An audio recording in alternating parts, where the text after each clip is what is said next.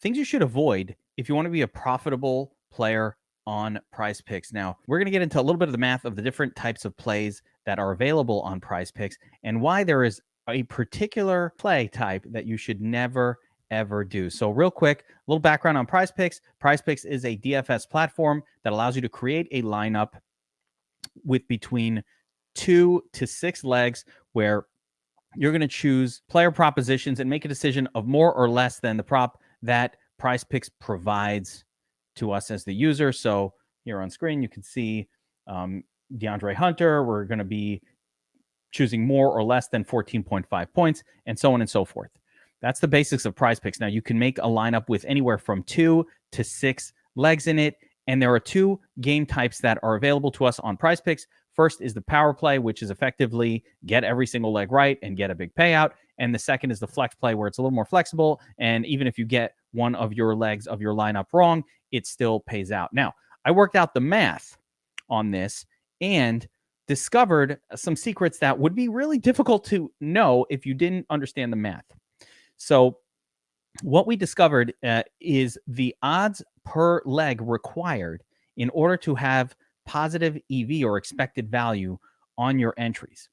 And one of the nice things about PrizePicks is, unlike a sports book, they create their own propositions. And there are times when we can very, very clearly identify what the odds are of a certain outcome occurring.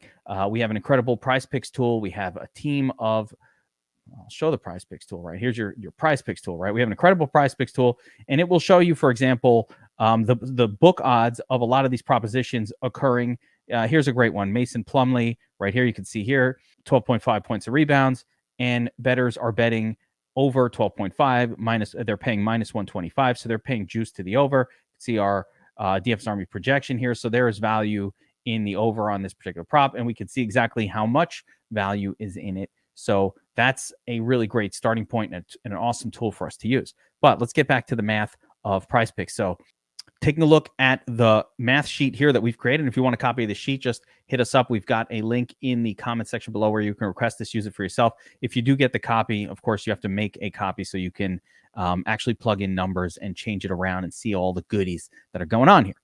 But what this tells us is the odds per leg required in order to be profitable on the different game types available to us on PrizePicks. And I've got this really cool chart down here where I can actually type in the odds per leg that I've got, so the implied probability of the legs in my lineup, and see which game type this would be profitable in. And what it will show you is the game types to avoid. The primary ones are anything with 3 legs, and I'm going to show you why. The 3-leg power play requires odds per leg of minus 141 or better in order just for you to break even over time. So break even EV is minus 141 per leg. And you'll note that that is one of the highest odds per leg, 58.51 win percentage of any of the game types available to us on PrizePicks. Even worse than the power play, however, is the 3-play flex, which requires 59% win odds on every leg of your lineup in order to be profitable over time. So we want to avoid both the 3-leg power play and the 3-leg flex play on PrizePicks. Avoid it like the plague. The other game type to always avoid, there is never a time when this is the right one, is the 4-leg flex play. And primarily because you have an option of going with the 4-leg power play or the 4-leg flex play. And the 4-leg power play requires 56.14% win odds per leg, where the 4-leg flex requires 57.08. And I know these numbers seem slight to your ear right now, but I'm going to show you down here in this really cool sort of interactive calculator why this is really, really important over time. So I'm going to go to implied probabilities, and we're going to start at 55%, right? So if every leg of our lineup has a 55% implied probability of occurring, right here you can see the EV for every game type. And note that it's negative for 2, it's negative for the 3, it's negative for all of the power plays. And as far as the flex plays, it's only profitable on the 5 and 6 flex. So if you can only find 55% implied probability plays, you only should ever be entering the 5 or 6 flex. You get 4 almost a 5% margin on the 5 flex, and an significantly better 7.5% margin on the 6 flex. Now, let's raise that number up to 56% and see what happens. Once again, the only profitable game types to play with 56% implied probabilities on all of your legs are the 5 and 6 flex. Again, up to 57%. Ooh, okay. All right, now we see something here. Now the 4 flex comes into play, right? We're not losing money on the 4 flex, but once again, and the 4 play, power play, even better. So at 57% for the 4 flex, you're basically breaking even, right? You're not up. It's a 0.56 EV, which is effectively break even. What this shows is a $100 bet placed 100 times, $10,000 risk. You would effectively make $55. That's not really worth it. But if you were doing 4 play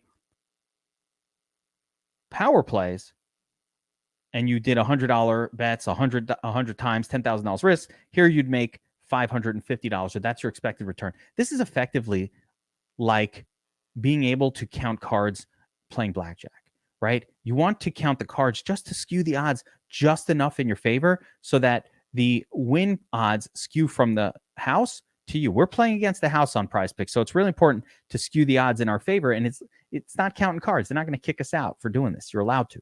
You're allowed to count the cards. Count the cards. Now, what happens if we get to 58% implied probability? All right, now we're talking. So if you're able to get 5 or 6 legs at a 58% implied probability, now you're making money. 26% EV, 40% EV. The 4 flex is okay, but again, the 4 play much better. So you want to be on the 4 play. And then we're almost hitting that level where the 2 play comes into effect. And of course, as we raise up the implied probability, our EVs change for each of these legs. But it always remains consistent that the 4 play power play is better than the 4 play flex. The 3 plays are always the worst on both the flex and the power play. And the 2 play should only be played in rare circumstances. So we talked about which ones to avoid. You avoid the 3 plays, both the flex and the power play. You avoid the 4 flex and always play the 4 play power play. And so the only reason that the 2 play is not an avoid or the 2 play power play is not an avoid is because there are times when you might actually find 2 spots that are well over 60%. So I might find a 62% implied probability proposition, but the issue is I've only found 2 of them, right? You're rarely going to find 5 or 6 that are that skewed. So in those situations, it is okay to play the 2 plays. You can see here, you can get about a 15% margin on the 2 play if you find implied probabilities of 62% or better for your legs. Now, one of the ways that I would play on PrizePicks would be I would take those 2 plays, and yes, I would put them in a 2 play and kind of make that money and give myself a good chance of winning.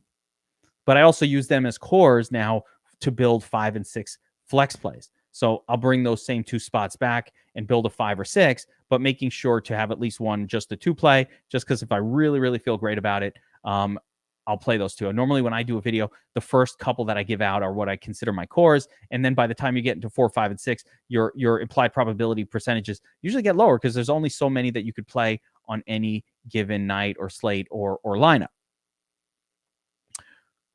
This comes into effect as well because in our DFS Army Discord, as our subscribers for the prop subscription, our coaches are giving out plays all throughout the day, and it's not always 5 or 6. You might see 2 or 3 plays being given out here. Like Will Lynn's going, he's hammering second half plays and fourth quarter plays, and sometimes there were only 2. So that's where the 2 play is okay. If, hey, listen, I only got 2, but they're really skewed in our favor, great. But if they're not heavily skewed in favor, then you really want to wait to exclusively do 5 and 6 plays. That's where the math is the best. That requires the lowest win probability in order to be profitable. Once again, if you like this chart and you would like to have it for yourself, no problem at all. I've got a link in the description below where you can click there and send it your email. We'll email you over this chart. And if you want to get plays on PrizePicks, get access to our PrizePicks tool, our Discord where we're giving out picks throughout the day, plus EV, we have experts digging in. Every single play we give out is plus EV, then you can check that out. Sign up at DFS Army. We've got a special going on our props subscription. Promo code Pick'em 20 gets you 20% off. It's $19.95 a month. You get everything. You get the Discord access. You get access to picks from Will, Sniper, myself, and the whole team giving out picks throughout the day. And our incredible prize picks tool where you could generate your own plays. It's really easy to just look at this and know, oh, wow, Jaren Jackson Jr., everybody's betting the over at 19.5 points. Let's play Jaren Jackson Jr. tonight. Like, it is not that hard to quickly identify plus EV spots. And we know exactly what the EV odds are because it says it right here on the screen. So we hope to see you in our Discord. We hope to see you crushing those prize picks play. Good luck, everybody. I'll see you next time.